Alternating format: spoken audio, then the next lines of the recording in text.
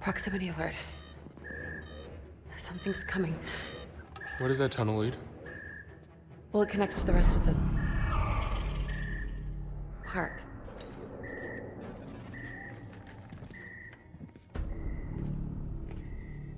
Claire, it's the T-Rex. It's the T-Rex. Stop! It's not the T-Rex. Probably. Probably.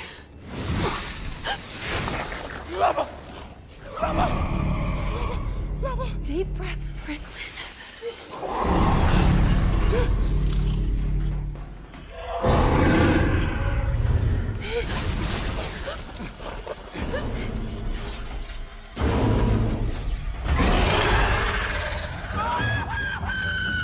See?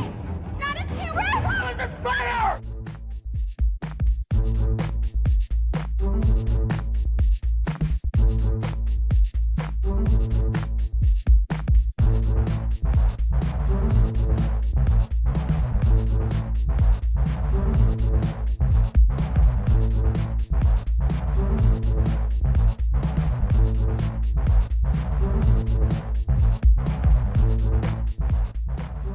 Well, it's Jurassic World Week, so we could only celebrate it one way. We have used cutting-edge technology to bring a creature long thought extinct back from the dead. I speak, of course, of Ryan. No, not this time round. No. Yes, regular listeners will know we haven't had Ryan on for a bit. It's been uni work, really, hasn't it? That's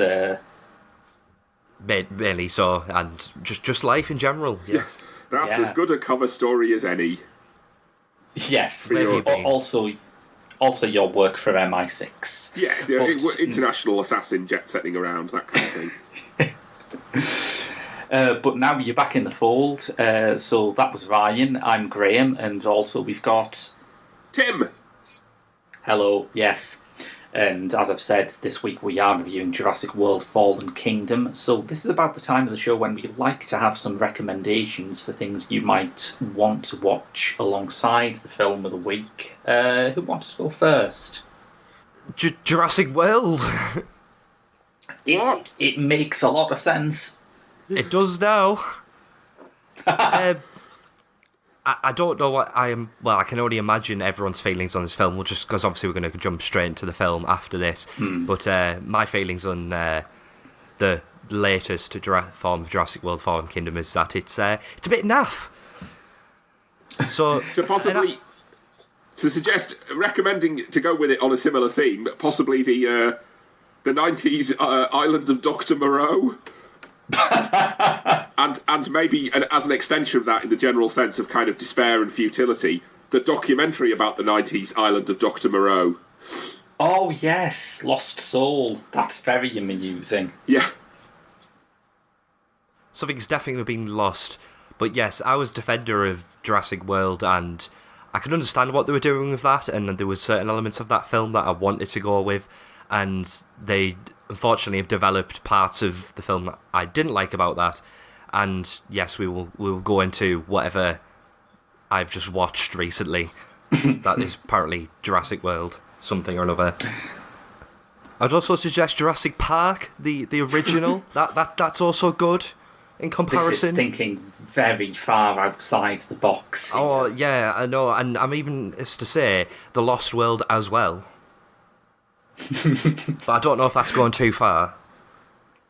Poor old Jurassic Park 3. I would say- even in this No, that's not context. getting- We're not going very far back in the family tree there. I would suggest go all the way back to like the 1929 or whatever it was.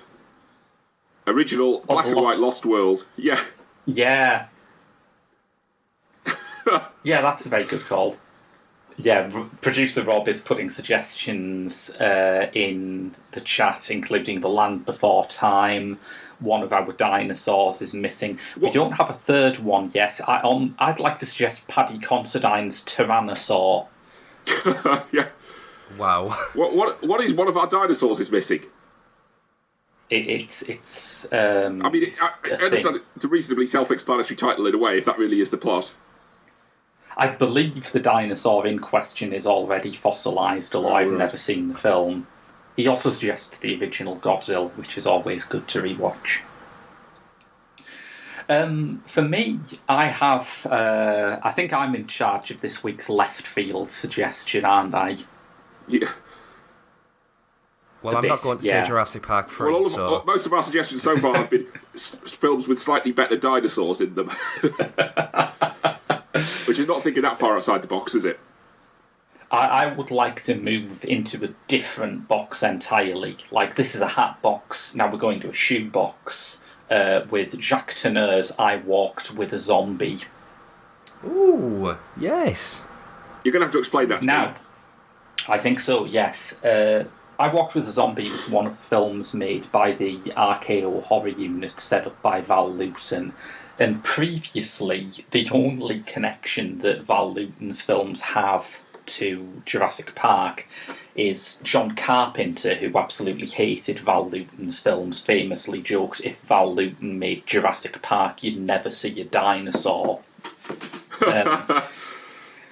They were, as the joke suggested, very big on implication and mood and atmosphere, but J.A. Bayona, the director of the new one, does have roots in that kind of filmmaking. His debut was The Orphanage, which was executive produced by Guillermo del Toro, and is very much in that kind of I Walked with a Zombie lineage. So I think whereas Jurassic World Fallen Kingdom isn't quite Val Lewton's Jurassic Park, I mean, you do actually see dinosaurs rather than just rustling leaves, it's maybe closer than the series could ever possibly have got otherwise, and I think that's why it's an interesting comparison point.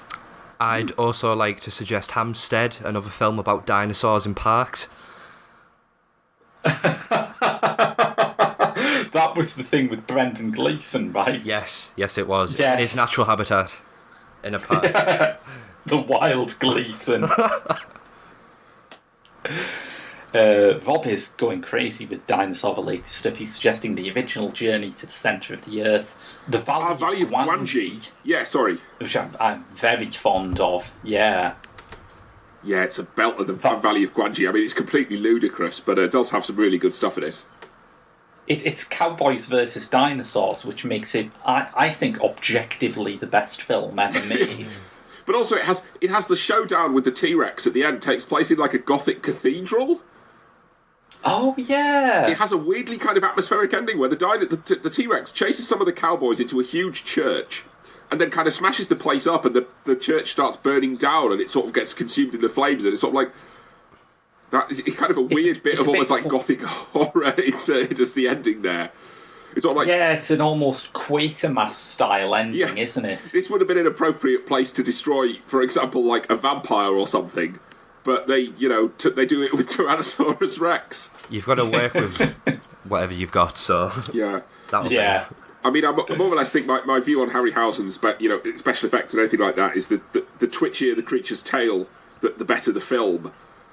It's more or less, in a lot of cases. So basically, the main thing I turn up for is to watch the creature's tail in stop motion, kind of twitching all over the place, especially, while it's alive and while it's dying, is the thing that makes a worrying amount of sense, that, to me, I think. And Guanji in the Valley of Guanji... No, hang on, is Guanji the Tyrannosaurus? I think it might be. Yes. Guanji is the dinosaur, yeah, it's not another character, yeah. Has a very, very twitchy tail. among the twitchiest... Probably, certainly in the top 10. I fear Rob has just started listing films set in theme parks, so I think that's our cue to move on from this segment. I'd happily watch all of those suggestions, though, over what we're about to talk about. Well, yes.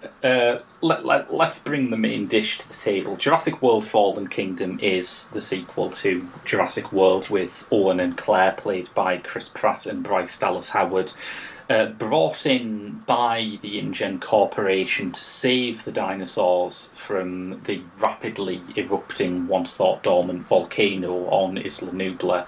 And I am given to understand, because I'm good at reading the room, guys, we were not happy with this film. No, and I don't think we're alone in this regard, really. It seems to have a pretty mixed critical reaction all over the place, Which is that for this type of movie, you could expect a certain amount of kind of conciliatory reviews of people saying, well, it's not great, but it's at least keeps you diverted and is good fun for the 2 hours. And this one seems to Yeah. just teeter on the brink of that. It almost slips below that level in my view. Because I would take the view that I'd say, well, some of the worst blockbusters, stuff like Michael Bay's Transformers films, genuinely do not keep me diverted for 2 hours. And Jurassic World Fallen Kingdom was just on the edge of that. There were times in it when I was sufficiently bored that I was kind of gazing around the cinema, counting the ceiling tiles and that kind of thing. My feeling on the Jurassic Park franchise is that the first one is excellent, and each successive film has been like half as good as the one before it. I think that might even be a bit harsh in my view. I think they've got steadily slightly less good. But I don't know about half. I think that they at least stayed entertaining for the first couple of them. Wait, hang on. I think. Jurassic Park. Well, I think Jurassic Park Jurassic 2, The Lost Park. World. Yeah. Jurassic Park 3. Jurassic World and Jurassic World Fallen Kingdom. That's it, isn't it? 5 films. Yeah. Yeah. And I mean, we have been over this in a previous episode, as Ryan alluded to earlier, and I thought Jurassic World was pretty damn terrible. Yeah. And I thought so too, and unfortunately they've virtually doubled down on the things that, in my view, didn't work in Jurassic World. It makes it a lot more forgiving now. Yeah, let's comparison. just sort of go through those things, because Ryan, you mentioned that it had focused on elements that you hoped they weren't going back to. So what were those in your view? Well, Jurassic Park for me there's always been a sense of adventure and then threat. While it seems like in this one they've completely sort of dumped the action outside of it and now sort of gone down this more. Again, I think it was mentioned more like Mission Impossible style, like. Oh, I can't think of the word now. A kind of spectacle thing. They've gone for more of a more action espionage spectacle part of it, and none of that was the interesting part of Jurassic Park. It had elements of that in the older films, but we were never gravitated towards that. It was always about the action and the threat, and I think the problem is because it's all just action and threat that it becomes desensitized to it after a while, and you just slowly lose interest. And I lost interest pretty much within the first 5 minutes of this film, really. I'm not going to lie, and the rest of it, like Tim was saying, was a slog, unfortunately. I mean, the first 5 minutes lost me immediately. Exactly. When they had like footage of people around the world protesting on an animal rights cause, and it's like Jurassic Lives Matter. Yeah, for some reason in a film franchise that is about bringing dinosaurs back to life using a mosquito, that's the bit that has struck me as the silliest thing in the franchise. And if you're going to go silly, well, the first person we're introduced to is Jeff Goldblum, who is already in this film for about a minute. Yeah, it's obscene. And and he's the only character who has any common sense, and I don't know whether they're trying to do that on purpose, but it starts with him before basically a big conference where he's trying to say, look, after 4 films it's clear that this isn't a good idea, and it literally the film spends the entire 2 hours of reinforcing that yes, this is a very bad idea, and no one has learnt their lesson. But I mean, in a way, it seems fair enough to me that people keep not having learned their lesson. I mean, I can kind of accept that as a conceit for why you need, why you make another movie, and how there's still going to be kind of hubris, of people coming, gradually getting worse and worse situations and get more and more people killed by these things. And it's sort of like, well, yeah. How many buttons can we press to make this film worse? And there is actual various buttons that are pressed in this film. It's true, yeah. I mean, the thing with Jeff Goldblum is it's a blatant kind of bait and switch, which is that he has one scene. He's on screen for less than a minute. He has about 2 lines of dialogue, which are really bad lines of dialogue that are clearly just put in there to put them in the trailer. And it's obvious that the only goal... I mean, he wasn't even together with any of the other cast. He has no scene with the rest of the cast. He's just sitting there in a random hearing, testifying to some senator about how Jurassic Park is a bad idea. And the only reason they did that was so they could put a clip of him in the trailer saying a couple of iconic lines. And he has no other role in the movie. So it's a complete scam. I honestly think what I wanted this film to be is, because obviously with all the modern franchisation and sort of continuations, I found that the first Jurassic World was, again, very much a reset to, or continuation of, yes, modern, here's the park again, let's see where this goes. Obviously, we know exactly where it's going to go. And I thought this film was going to be very much The Lost World, and I would have happily have watched a film where Jeff Goldblum has to keep running around telling people that they're idiots.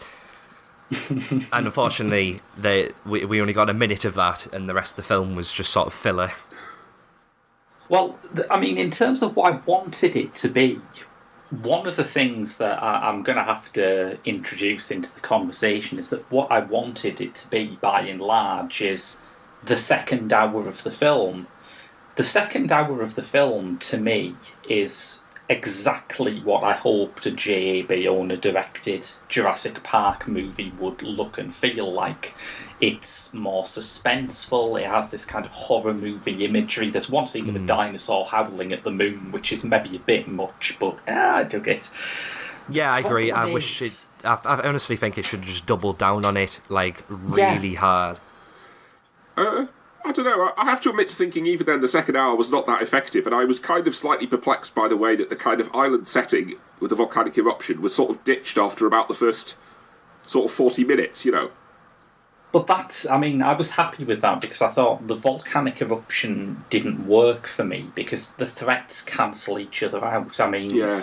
there's a dreadful scene with Bryce Dallas Howard and I forget the actor's name. I think it's Millennial Comic Relief Bot 2000. Oh, don't talk to me about that. And they're in a room that is slowly filling with lava, and they're terrified of this dinosaur that's trying to get in. You think, well, the dinosaur doesn't want to be near the lava any more than you do. Yeah.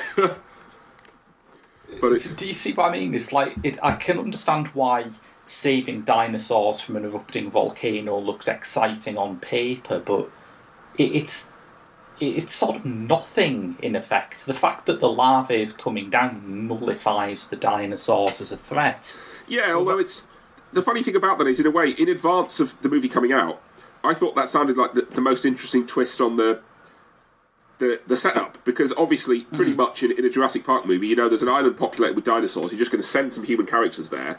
They're going to get lost there, and then some of them are going to escape.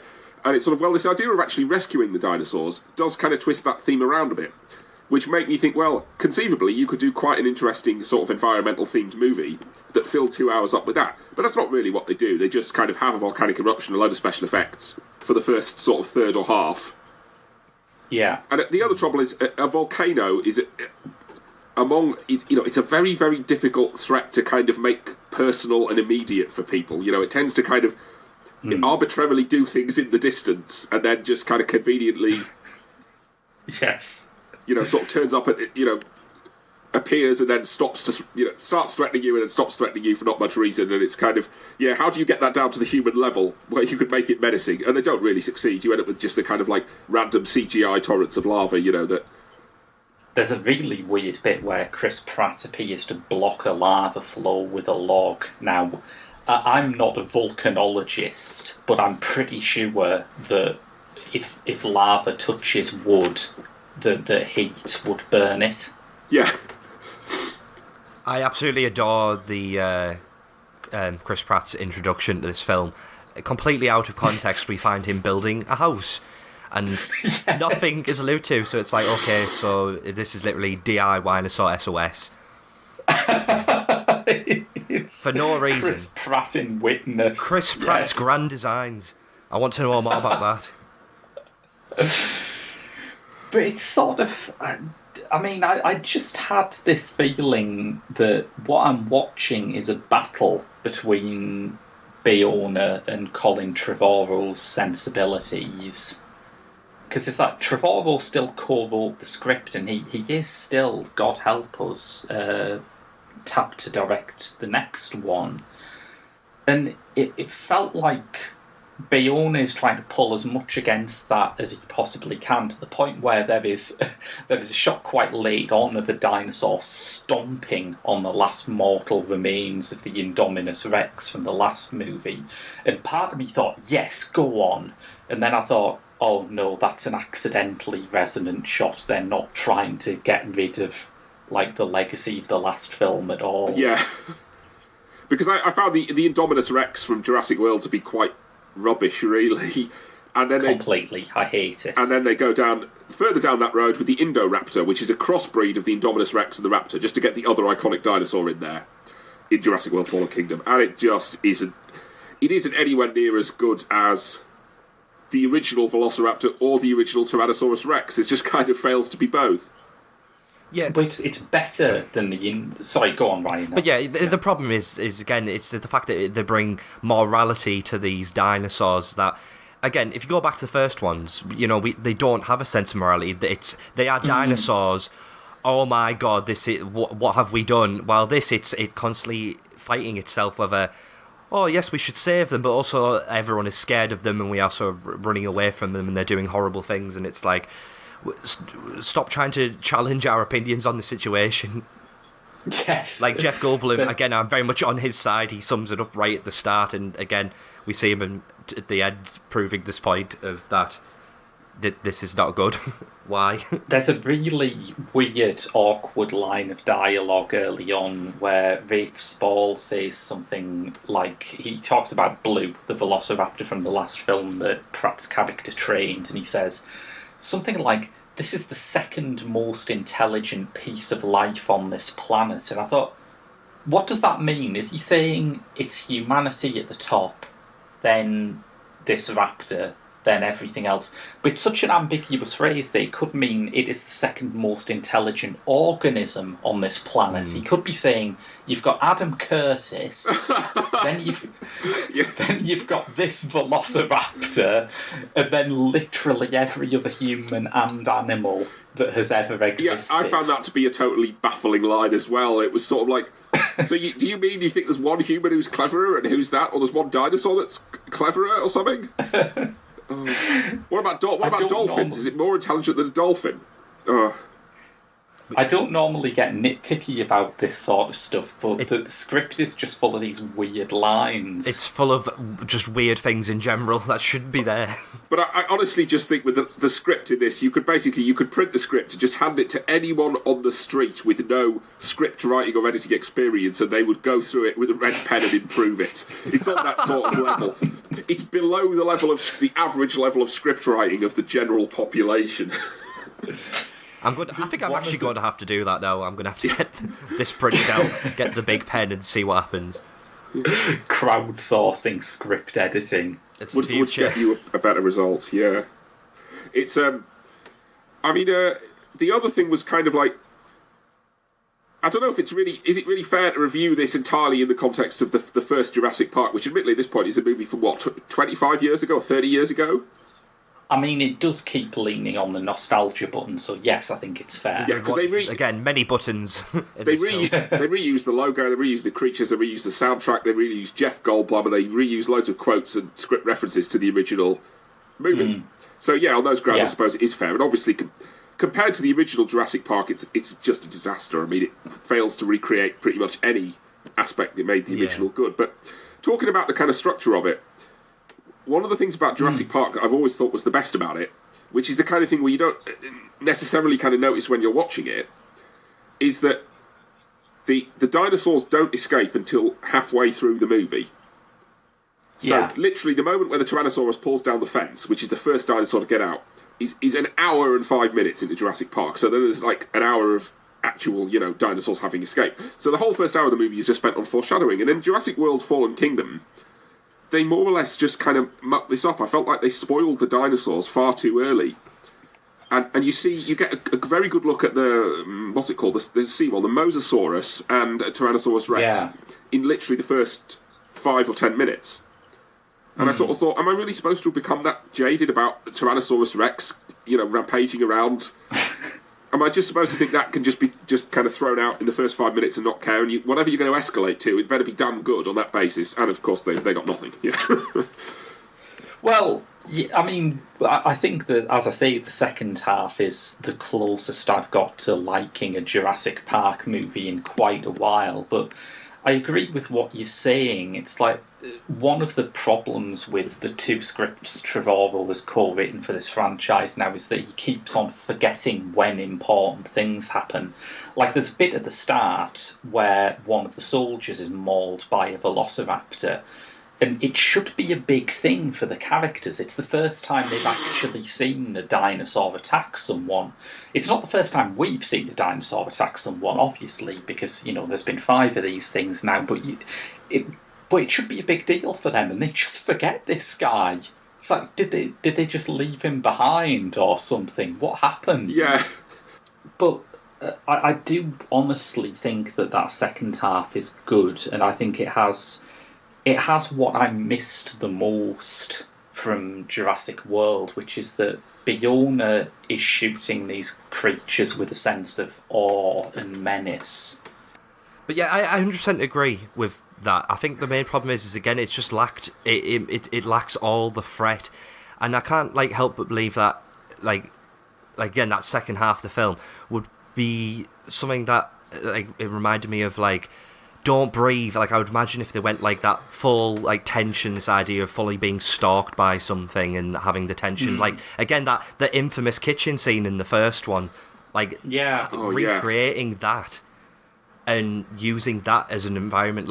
Honestly, from the trailer, I got the idea that, again, Lost World vibes, that, dinosaurs were out in various places while they are, but it nowhere near to the degree that they could have gone with it, and it needs to go down that more, I would say, horror tension route, and then this weird espionage. I don't even know what to call it. It's just so many things that need to be crossed out.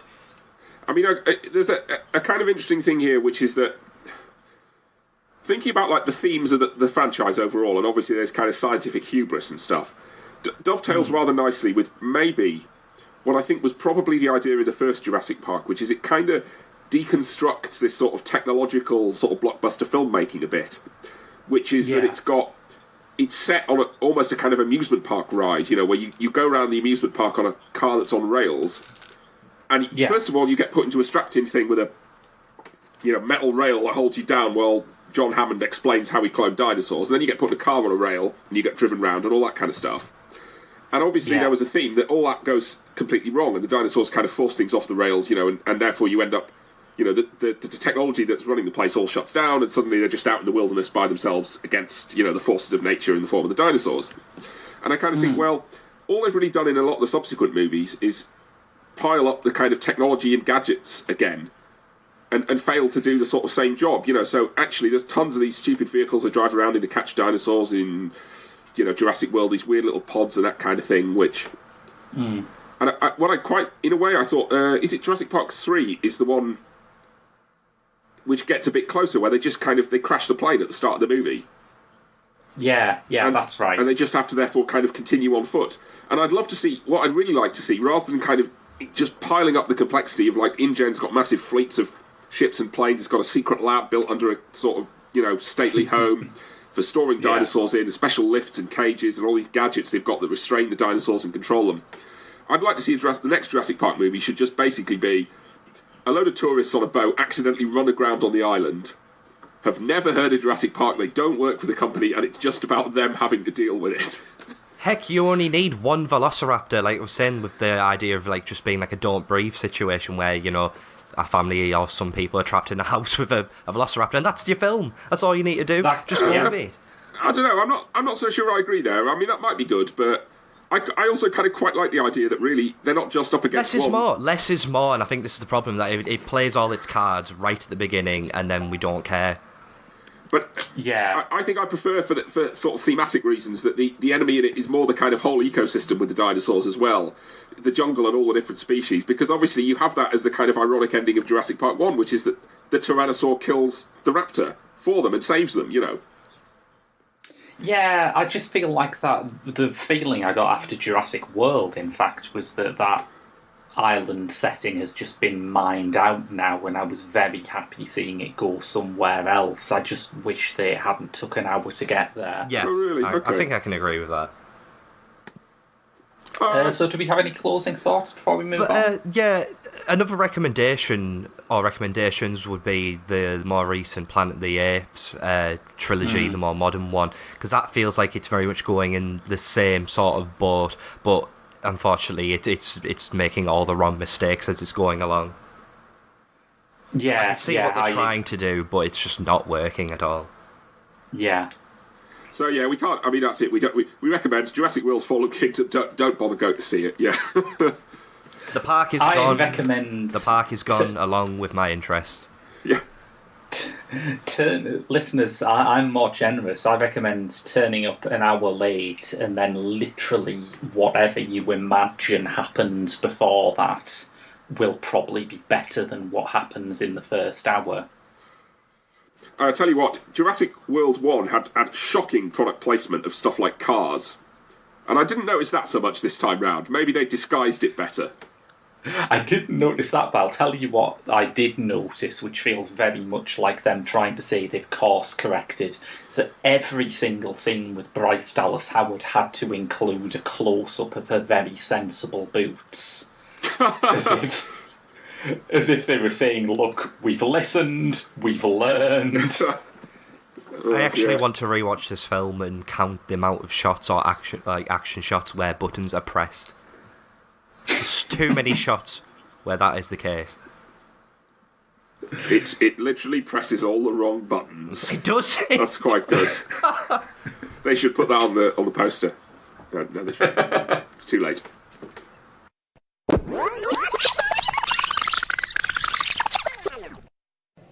This is Sonny Strait, the voice of many of the voices that you grew up on. Yes, I raised all of you ungrateful bastards, and you're listening to The Geek Show. Kamehameha, bitches!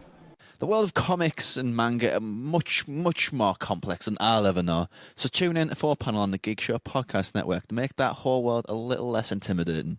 So if you're enjoying what you're listening to, why not donate to our Patreon at www.patreon.com/The Geek Show. Or, if you want some actual reward for your money, you're our kind of mercenary person, you should go to the Geek Shop, where we sell t-shirts, mugs and all kinds of exciting knickknacks. You can find us on Facebook and keep up to date with what we do just by searching for The Geek Show, and Cinema Eclectica itself is on Twitter at OI Eclectica. Hey, excuse me. Need some help? No, I'm good. Let me take a look. You know anything about cars? No, not really. So, what did you say you do? Well, that's a secret. And why is that? Well, because if I told you, you probably wouldn't want to see me again. Who said I was going to see you again? Would you? Well, let's take this place. Say it was a bank, and instead of that counter up there, that was really a teller's window, and you just walk in, real calm. So you walk right up, look her in the eye, and you say, ma'am, this is a robbery. And you show her the gun, like this. And you say, I wouldn't want you to get hurt, because I like you. I like you a lot. So don't go breaking my heart now, okay? You're not serious. That's knickknacks with a K, isn't it? Actual knickknacks, not the little crisps. We don't sell them. Not the little crisps, which were advertised in the 80s by the avant-garde animator Bill Plimpton. Interesting. I want to know more about this. YouTube that. Yes. It's so worth it. So yeah, but we can't just talk about weirdly shaped crisps all day, because we've got some trailers that we've watched, haven't we? Yes, we have. It's been a solid good couple of weeks actually for trailers. I think so, yeah. I mean, should we just run down a couple of the interesting ones that we're not going to cover? Because I was really taken by the trailer for Widows, the new Steve McQueen movie. I'm trying to remember this one. Yes. There's been so many. It's actually mind-boggling. Because one of the ones that has caused a massive noise online is Luca Guadagnino's trailer for his remake of Suspiria. And has everyone seen this? Yes, yeah, of course. And I've got to say, I've seen this in the context, because this is a remake of Argento's movie from about 1970 or something. It's about like 76, 77. I can't remember exactly when. In spite of you luring me into watching The Bird with the Crystal Plumage, whatever it was, some months ago, I'm still a bit of an ignoramus about Argento, really. I haven't seen the original Suspiria, so I don't know. Do you think I should watch the original at the risk of spoiling the new one, or should I watch the new one at the risk of spoiling the original? I mean, the thing that I like the most about it is that whereas there are some beats in this new trailer, like the maggots and the names of the three mothers that are taken from the original, it really, particularly visually, seems to be going its own way with it. Yes, I was just about to say that's one of the more happy things about it, because I honestly, I clicked on the trailer thinking, am I going to see a lot of red lights here? And I didn't see that, but I still like the fact that they still captured that sort of those really nice giallo shots, and I could still see the set design and just what they can get in that frame. And I like that, because as much as I'd like to see more giallos in today, I don't want something like The Love Witch where it's a bit too on the nose. Yeah, I mean, you can't mimic the style of Suspiria because you will always come off second best. Exactly. The best film made in the style of Suspiria is Suspiria. Yeah. Well, yeah, it looks. So I liked that. Yeah, it looked promising to me, and it was kind of like, well, you start off watching this trailer, which is a dialogue-free trailer, and it's full of these weird imagery, and it does just kind of get progressively more bizarre, and yeah. So it definitely and Swinton caught my attention, even though I'm still left not exactly sure what to expect. But and that's exactly what you want from a trailer, so I'm happy. But I think the movie is still some way off from release, isn't it? Yeah, I think November it comes out, if memory serves. But I mean, it's definitely one we might revisit at the time, right? Yeah, definitely. 100%. Ryan, you had one you wanted to bring to our attention, which I hadn't actually seen. Yeah, it out of all these recent the sudden surge in trailers that we've had, that's some very good ones. This one's probably the top of my list and is a damn fine trailer. This is Bad Times at the El Royale, which is Drew Goddard's next venture, and I think sort of see this as him going back to his roots with Cabin in the Woods, and he's sort of exploring that idea of surveillance and watching people and overall grim stuff. So it's ticking all the boxes for me so far. This it basically involves 7 strangers that each all have sort of a weird past, and they all basically takes place at this hotel, and basically it's sort of one night in which all these characters' sort of intentions that are made very unclear are sort of brought to light, and basically everything's gonna go horribly wrong. But more importantly, again, it is the cast, really. We've got Chris Hemsworth playing very much Chris Hemsworth in an iconic shirt-out shot, which is very on the nose. It's very funny. Dakota Johnson, Nick Offerman, John Hamm, who is looking to play more of the guy behind the screen in this, from what we've seen. But more importantly, I'm most excited about Jeff Bridges in this film. Oh, nice. Yeah. And out of all the quirky characters in this that have seedy past, Jeff Bridges is definitely the seediest. He is playing basically a priest, and it's also made very clear that he is not a priest, and the rest is left to the imagination. But my God, what a well-cut trailer it is. I honestly definitely go check that out if you haven't watched that already. But yes, again, it's a nice return to Cabin in the Woods, which honestly I still think it was him exploring, and again exploring with genre and how to do that, and this idea of surveillance. And I think the idea that the thing with Cabin in the Woods is that it was more about the more scary bits, the monsters, the more fun side of it, while it's more of a character study. And again, I like the fact he's gone back and tried to explore more of those ideas. And again, it's probably the nicest trailer I've seen in a long time. The thing that it vaguely reminds me of is that Tarantino, The Hateful Eight, possibly. Yes, actually, yeah, it's a Hateful Eight with Cabin in the Woods is probably the best way to sell it. You see, I've got to say, my opinion on Cabin in the Woods is that I absolutely loathe it. I think it's unbelievably smug and irritating and awful, but nevertheless, I'd definitely go and watch this, and you're right, it's a very nice looking trailer, and yeah. And a much better cast as well. Yeah, definitely. Damn fine cast. Just one that I'm really excited about that I'd like to round off this little trailer watch with. But David Lowery, who last year made A Ghost Story, and who is just having this impossible to pin down career. I think he's making a version of Peter Pan next. Oh, God. Yeah, I guess, it's been a couple of years since the last massively money-losing version of Peter Pan. You've got to keep the machine ticking over. Yes, The Jungle Book is currently the hot one for that. Oh, yeah. But this is something very different. This is a film called The Old Man and the Gun, and it's based on an essay from The New Yorker by David Gran about a guy called Forrest Tucker, who was the oldest bank robber in American history. He famously broke out of San Quentin prison at the age of 70. Yeah. And I think I've read this article. I think you have, yeah. It's in Gran's book, The Devil and Sherlock Holmes, which I think I got you for your birthday once, didn't I? That's it, yeah. That's a good angle. Yeah, well done. Okay, I haven't seen the trailer for this movie. That does make me interested, though, yeah. It, again, a lovely, lovely cast, but I think dominating in both terms of screen time and in terms of sort of setting the tone of the movie is their choice for Forrest Tucker, which is Robert Redford. And he brings all this wonderful kind of late 60s, early 70s kind of laid-back crime caper attitude towards it. It obviously it's very aware that this is the guy from Butch Cassidy and the Sundance Kid and The Sting and all those movies, but it doesn't rest on it. It looks like a fascinating movie on its own merit.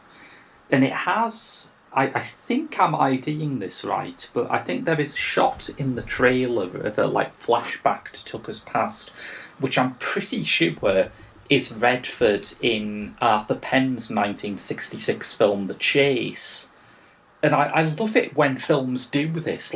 Don't bother making someone look younger by hiring an actor who looks a bit like them, or putting awful CGI all over the actor's face. Yes, definitely don't do that second one. Yeah.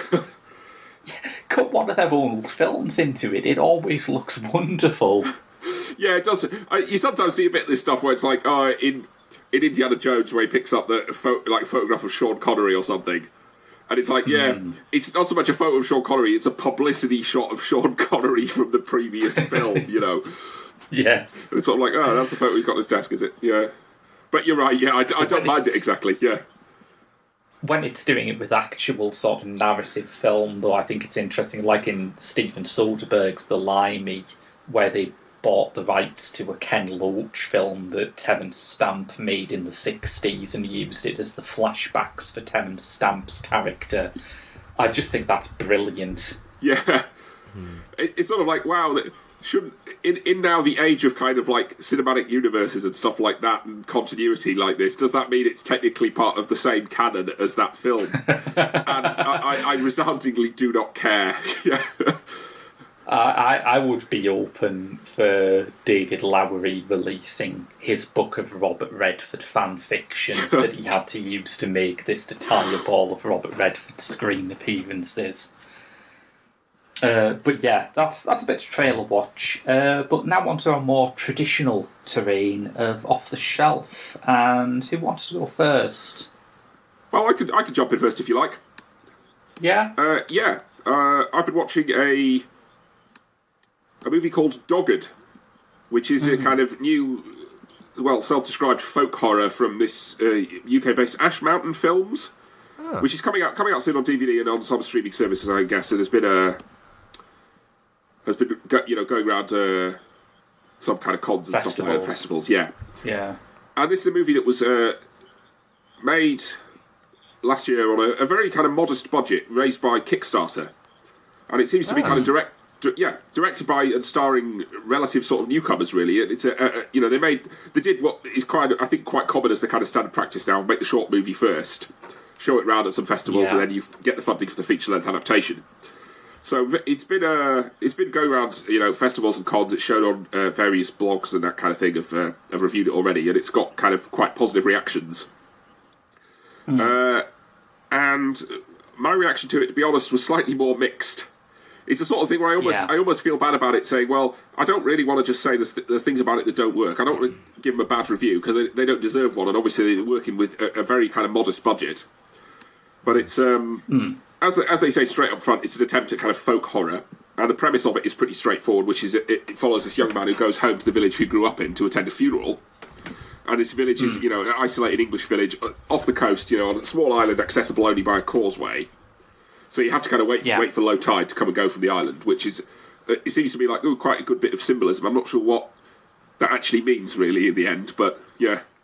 And obviously this guy clashes with his parents and old friends, and he kind of, as he inhabits this village, he encounters kind of strange characters and sinister goings-on, and they kind of escalate into these bizarre horrors with kind of masked figures running around and that kind of thing, and strange disappearances.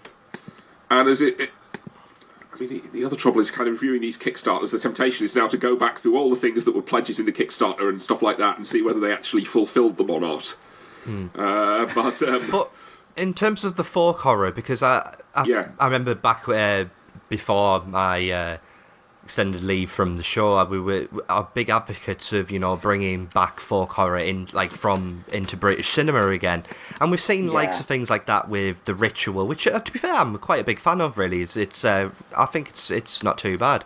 Yeah. But how does that sort of stack up really, and how much weight does it add to the film? Well, yeah, there's a bit of trouble there, really, which is folk horror. I'm a huge fan of it as a kind of subgenre of horror, and I think there's some really magnificent movies that exist in it. But it's quite kind of rarefied, is it, to be honest? It's not a large sort of genre. You could look at horror movies and say, well, there's the slasher movie, which is a subgenre of horror, and there are hundreds and hundreds of examples of it. And folk horror is more kind of specific than that, isn't it? And narrow as a kind of strand. Yeah. You could watch the canon of folk horror in, like, what, a couple of afternoons, really? Yeah. I mean, it's partly because we've got kind of, well, maybe it's something that is kind of limited to British films, although of course it actually isn't really, but when we tend to think of it, well, it has something very directly connected with kind of British or, you know, kind of English, Scottish, Irish kind of culture as well. Yeah. And of paganism and the history. The use of the kind of paganism, and maybe even depends somewhat on kind of a vague knowledge of that as part of kind of British or English culture. And it even sort of has some kind of imagery that you have to be sort of familiar with in a way. But then actually, I can't see why that shouldn't work, you know, in other kind of parts of the world, and there's, you know, equivalent movies being made. But yeah, there's a few movies from the kind of 60s and 70s that are the kind of canon examples of it. The Blood on Satan's Claw, Witchfinder General. Yeah. What's the Dennis Wheatley adaptation? It's got The Devil Rides Out. The Devil Rides Out. Yeah, I suppose is kind of edging on the territory in some ways, but The Wicker Man obviously being the one that casts the longest shadow over this, and I mean, you know, no one's going to get out from under that anytime soon, really. No. Yeah. But it does have a bit of a problem in this regard. Dogged, for all its good intentions, has really quite a kind of stock premise, which is pretty much the basic premise of these folk horror movies, which is usually that the kind of city-dwelling outsider, you know, kind of goes home into the countryside or goes out into the countryside and discovers this kind of weird undercurrent of horrible events, usually with a kind of traditional religion that's so kind of ingrained in the community that no one even talks about it. You know, that's what you usually find. Yeah, that is a horrible pet peeve when it comes to stuff like that. It's sort of, I would say, one of the more recent examples is The Witch, the fact that it didn't really do that because we were automatically sort of introduced into this world where there was uncertainty and we weren't quite sure what was going to happen. Yeah. The fact that it's actually in the past. Yes, I think I think that as well. Yeah. Yeah, that's helpful. I mean, we also saw, I mean, coming in kind of slightly sideways, was it Ben Wheatley's A Field in England from a couple of years ago? Yes. Yes.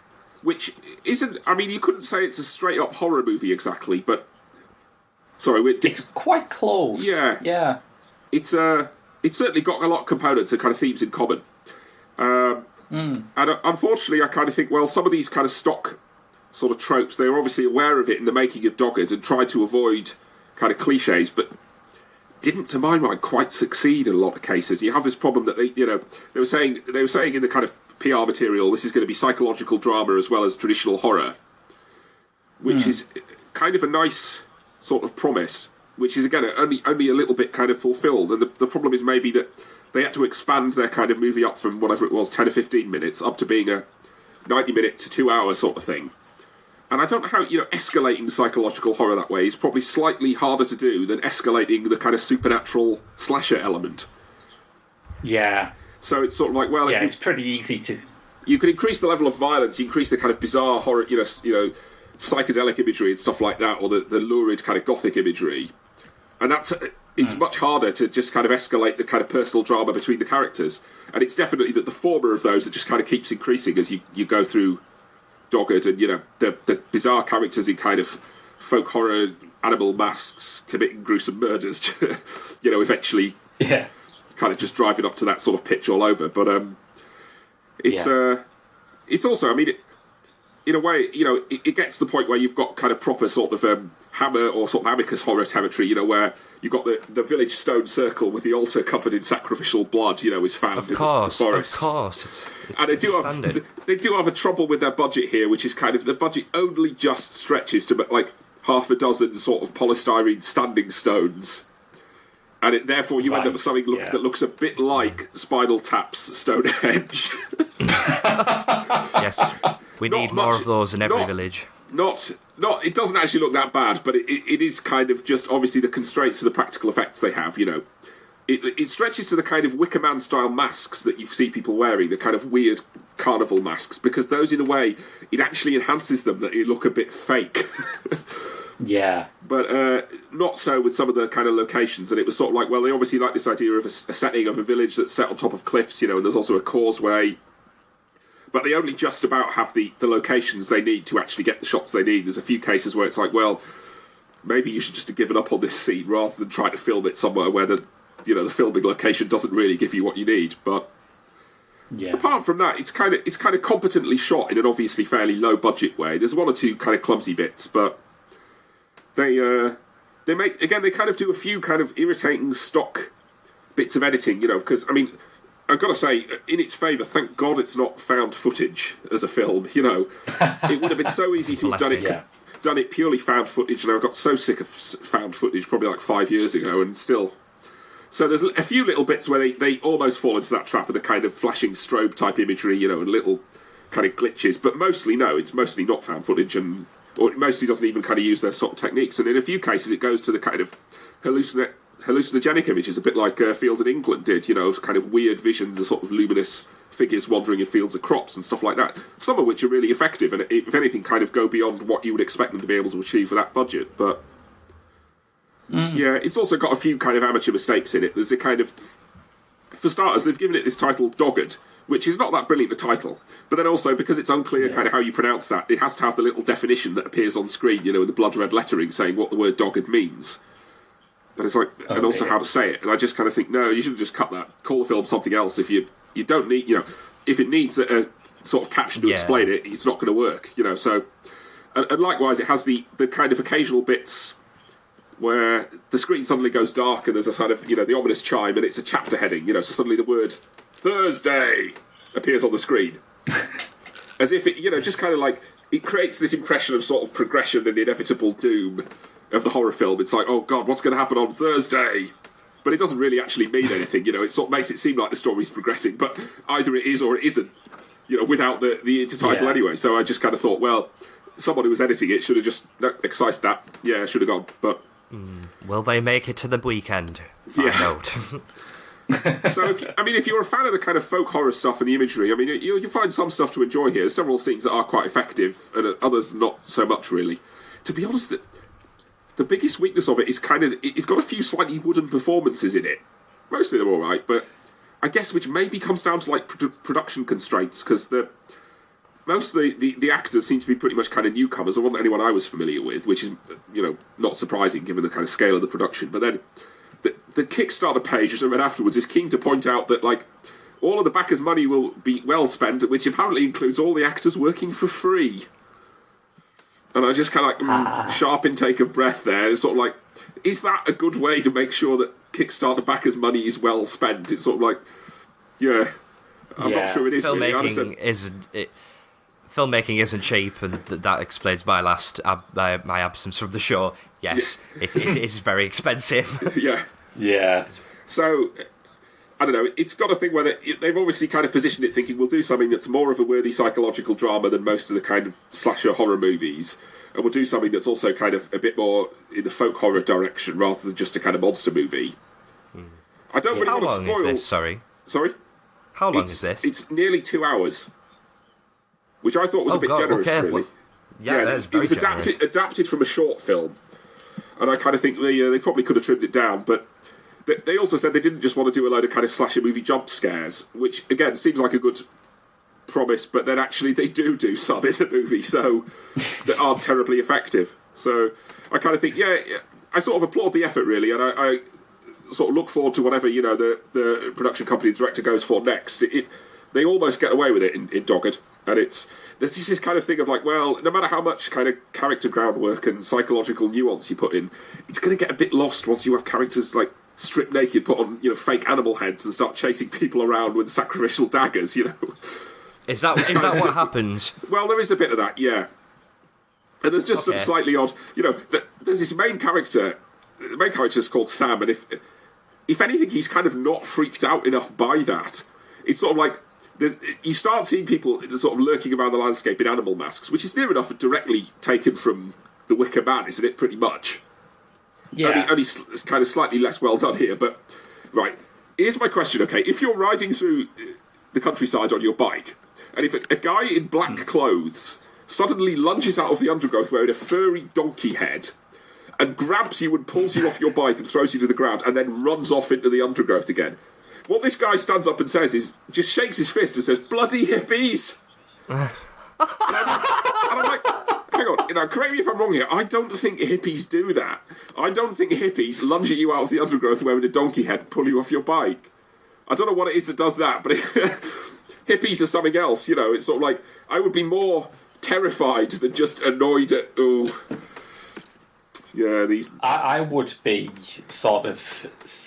If I'm watching a load of naked strangers gather in the woods wearing animal masks, I would start to seriously question whether I'm pronouncing the word dog-ed correctly. Yes, well... I don't know, is that supposed to be a joke? Oh, I'm not sure. Yeah. Still, there you go. Yeah, so that's Dogged, which comes out on DVD later this month or early next month. Quite soon, anyway, I think. I think it is early next month. Yeah. I appreciate the fact that people are still trying with the folk horror in Britain. Yeah. I think it will get there in time. So I had a couple of things, actually. I had the Criterion reissue of Mishima, Her Life in 4 Chapters by Paul Schrader, which is excellent, and I've done a review of that for the website, just to give that a quick plug, because that is such a great film.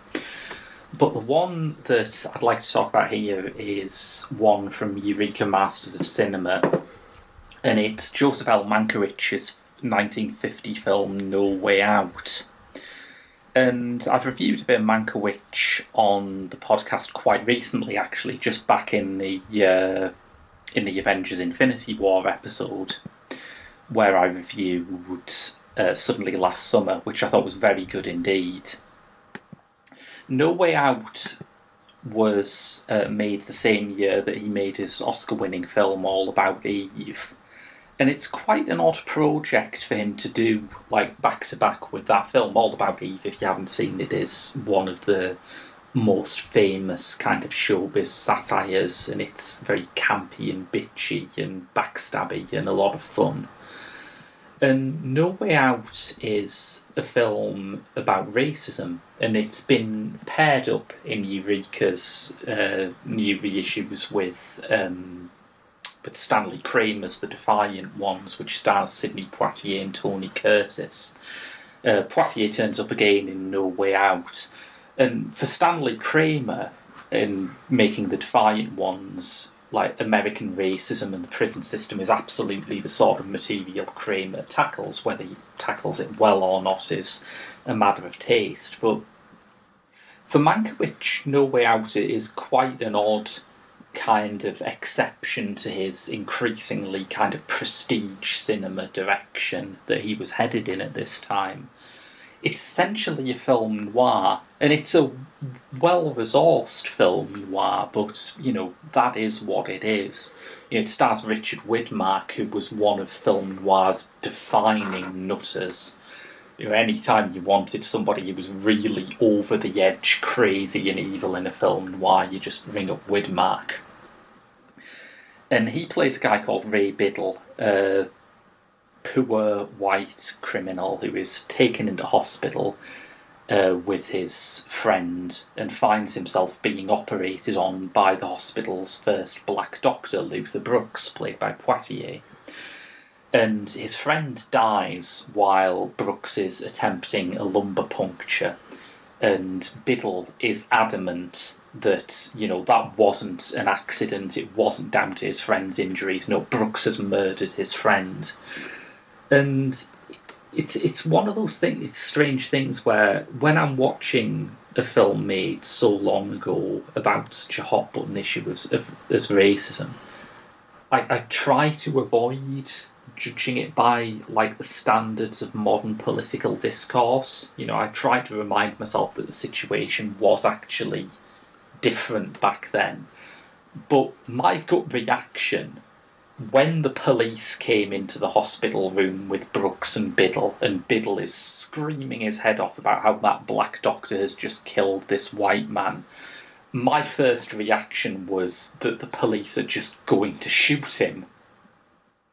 And it's quite bizarre that sort of tipped my suspension of disbelief, but it became symbolic of a film that I think has a tough exterior but pulls some fairly important punches. I mean, it's a pretty abrasive film in some ways. It's still a 15 certificate, which for a Hollywood film from 1950 is quite surprising. Yeah, quite an achievement, really. Yeah. And it has like a whole Tarantino film worth of N-words in the dialogue. And so superficially, you think this is quite a gritty film. There's like a subplot where people are plotting a riot, which is still pretty chilling. It's certainly full of a lot of confrontation and anger, but it's also shot through with this belief that ultimately, you know, the American system is a fine and good one. The police may have their biases, but they're ultimately trying to help. And basically, people like, not so much Biddle, who is a thoroughgoing villain, but people like Edie, his ex-wife, played by Linda Darnell, can just be talked out of a lifetime's racism by essentially having a conversation with the help. Yeah. She has this black maid, and she sits down with the help and asks the help, you know, about the racism that the help has experienced. It's kind of like that Emma Stone movie. What was it called again? The Amazing Spider-Man 2, I think. Yes. Yeah. and it just, I admire that they don't sort of try and paint Biddle himself as having some sort of reasonable complaints against the world. It's like, I feel like Ray Biddle now would have reporters from the New York Times swarming on him to hear about how actually he only thinks Brooks is a murderer because of his economic anxieties. Yeah. Fortunately, it doesn't go down that route, but ultimately it does have this slightly condescending sense that American racism is something that kind of festers in the underclass. The high-ups, whether it's the police or the administrators at Brooks's hospital, of, you know, basically blameless, and eventually the whole thing will just sort itself out. So, politically, kind of on the fence about it. Artistically, I mean, Widmark and Poitier are as good as they always are. There's a really great supporting performance from Mildred Joanne Smith, who was actually a singer. She worked a lot on Broadway, sometimes acting, but mostly singing.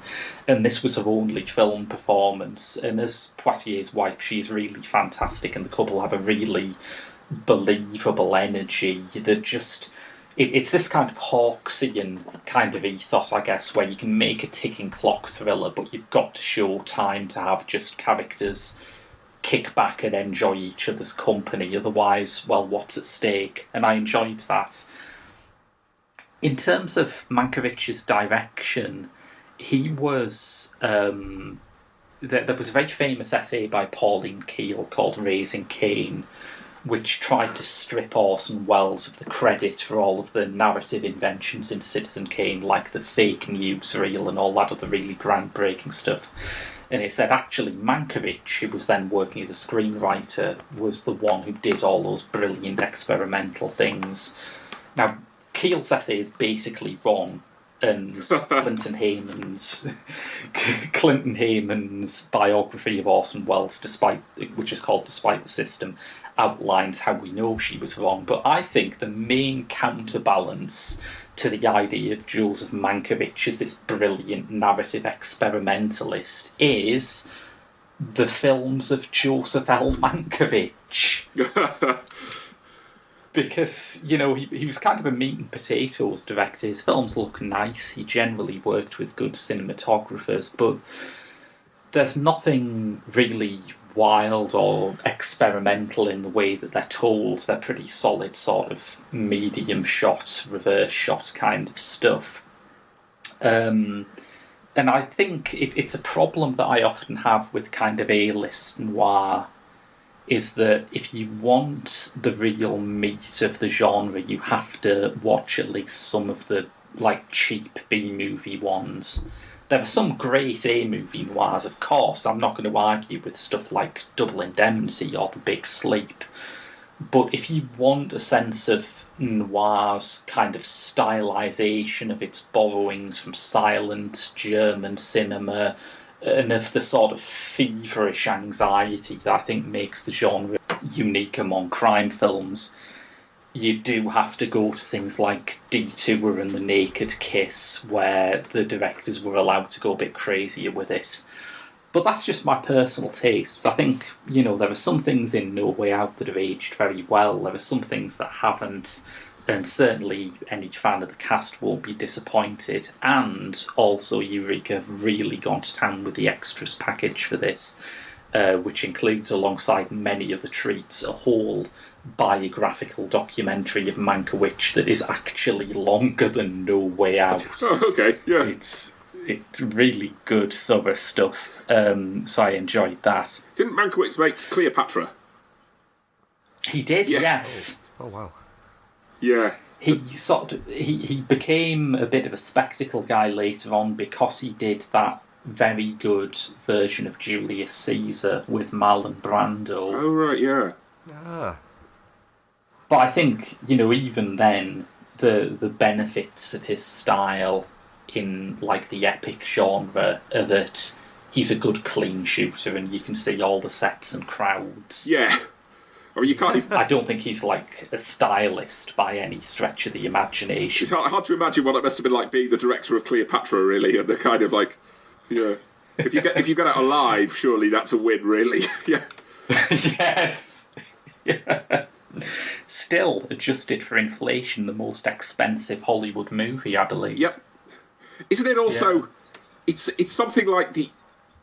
It's like the only movie that is simultaneously the biggest movie of the year and the biggest loss of the year, or something like that. Yes, that's right. I'd forgot that, but that is true. It took the most at the box office in the year it was released and lost the most, or something, based on its production. I don't know. Yeah, it was that expensive. That is one achievement. Yeah. Yeah. That you would be proud of, and also you try and sweep under the rug. Yeah. So, let's take a look at what's out next week, and I think it's appropriate, having talked so much about horror this show, that the top release is a horror movie. It's Hereditary by Ari Aster. There is a reason why I'm back, and of course it would be Jurassic Park and horror. So there's that. There's Matt Tyrnau's Studio 54, a documentary about the legendary disco nightclub. there is, and I'm not sure who asked for this, but Super Troopers 2.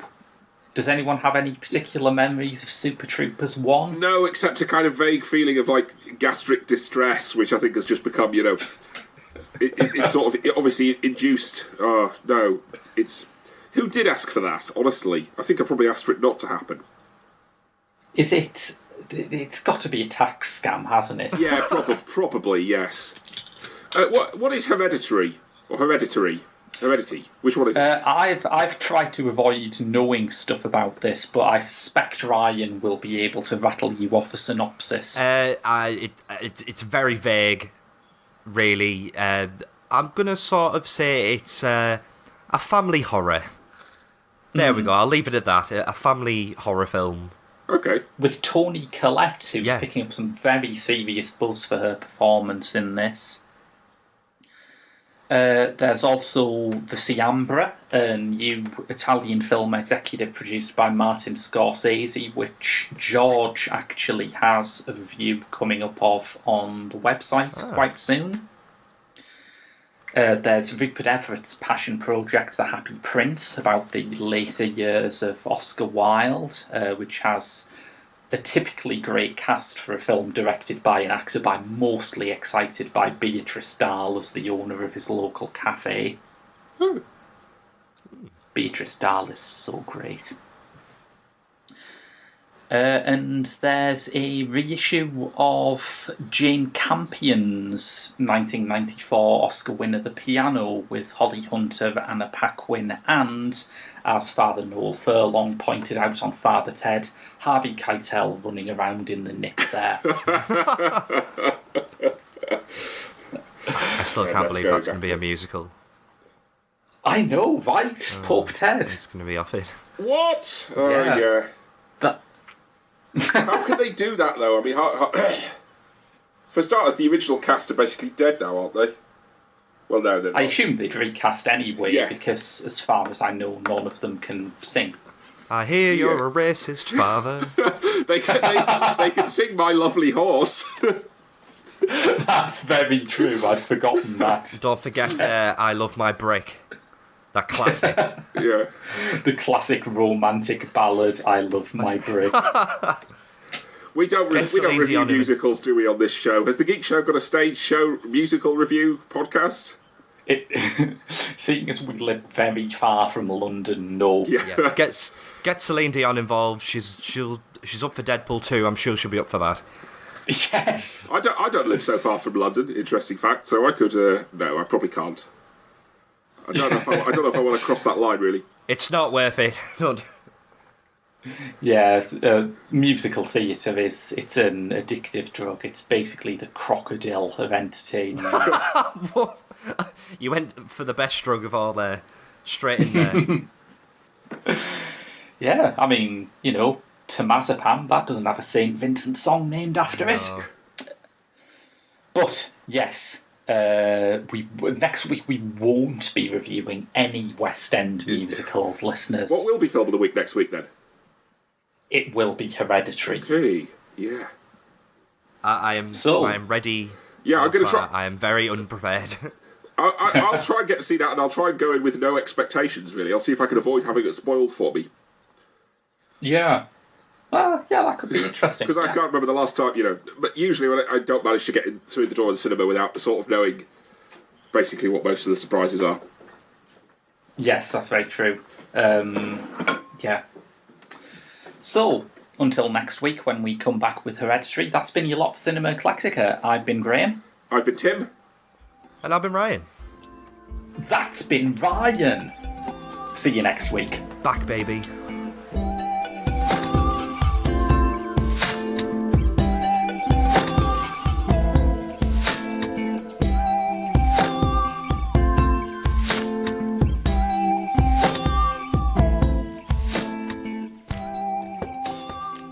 You okay, Mom?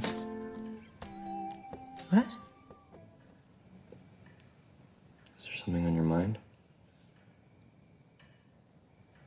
Is there something on your mind? It just seems like there might be something you want to say. Like what? I mean, why would I want to say something so I could watch you sneer at me?